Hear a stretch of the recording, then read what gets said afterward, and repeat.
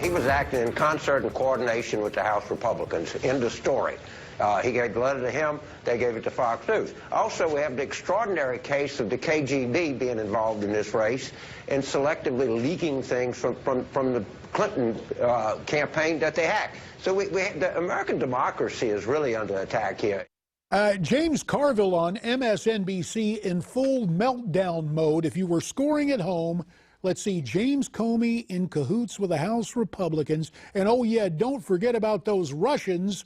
Somehow they're all involved in the mix. To talk about that embarrassing meltdown and other interesting stories, let's welcome a guy who's always cool under pressure, Joe Pags.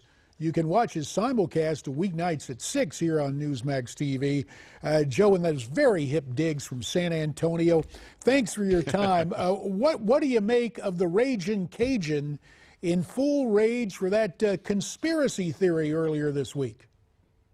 He's an interesting dude. He just really is. And I got to tell you, JD, full disclosure, I had to check with Putin to find out what I was allowed to say on your show today before we came on. How dumb is that whole thing? If you go back 8 years, James Carville is the one that said if Barack Obama doesn't win by at least 5 points, then racism is alive and well in the United States of America. So, I mean, he's pulling at straws here. There is absolutely no proof of any collusion between Russia, and the KGB doesn't even exist anymore, or any other foreign, country. What you have here is Hillary Clinton's having a disgusting week. She was having a bad week before that, and then Comey comes out and says, my conscience hit me, so maybe I should send a letter to Congress. And this is the result. People are finally realizing who she is. Yeah, but here's the thing. As crazy as the Carville rant was, the dominant media culture is going to pick that up. And to that point, Donald Trump on the stump continues to talk about the rigged system. Here is the way he put it earlier today in Miami.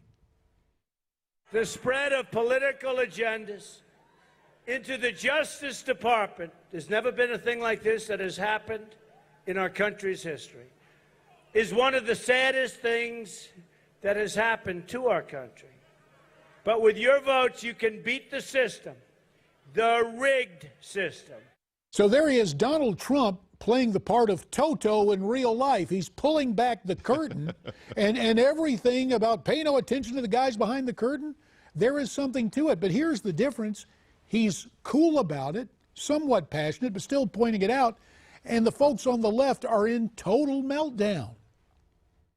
Well, they are. They're in meltdown, and Hillary Clinton on the trail today, I believe also in Florida, was screaming at the top of her lungs, and I think she thinks that's effective. If I were the decider, and you and I both know I'm not even in my own house, but if I were the decider, I would ask Donald Trump to stay on the issues. I like the rigged system stuff, crooked Hillary stuff. That works. People grab a hold of that. It resonates. But you know what really works? And the polls show this. Talk about Obamacare going up another 25% next year.